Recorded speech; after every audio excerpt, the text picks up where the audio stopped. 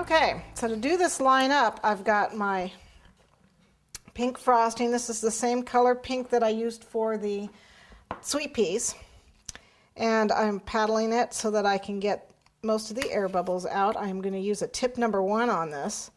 So we want to make sure that we don't get too frustrated doing our line work. We also, because we're using tip number 1, want our icing just a little bit thinner and easier to flow.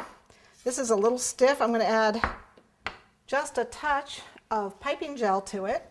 This is what, a half a cup? So you only need about 1/4 to a half a teaspoon of piping gel. Okay. And then I am going to thin it also with just a little bit of water because this is kind of stiff. We don't want it that stiff. We'll be killing our hand trying to squeeze it out that number 1 tip. So just, I mean literally just a couple drops of water.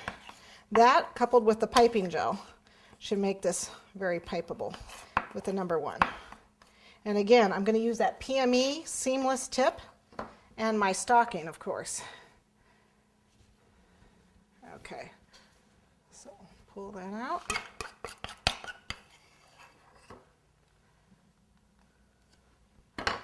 Okay, so there it is. To strain it. And I've got my number 1 tip in the bag. Make sure you use a small bag.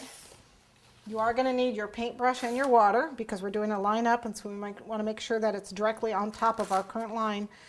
The thing about this is that because it's a color, it's going to really make our scroll work pop. So if your scroll work isn't, 100% accurate, which mine isn't, it is going to show you mistakes. That's just too bad.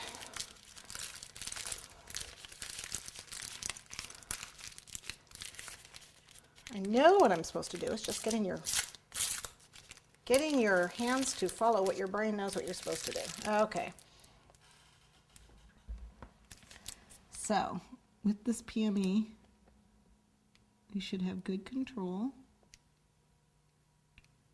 That looks pretty good. Let me come around the other way. And I'll bring my water with me.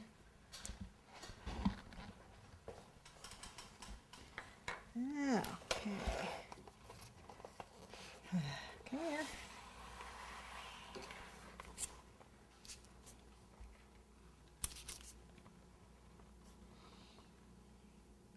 So we're going right on top.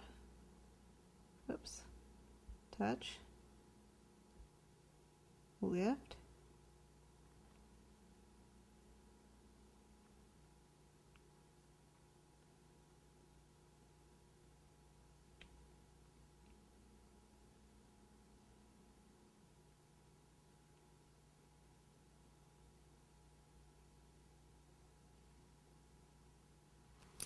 One thing I want to remind you is to breathe, because you'll find you hold your breath when you do this. So don't forget to breathe or you'll pass out.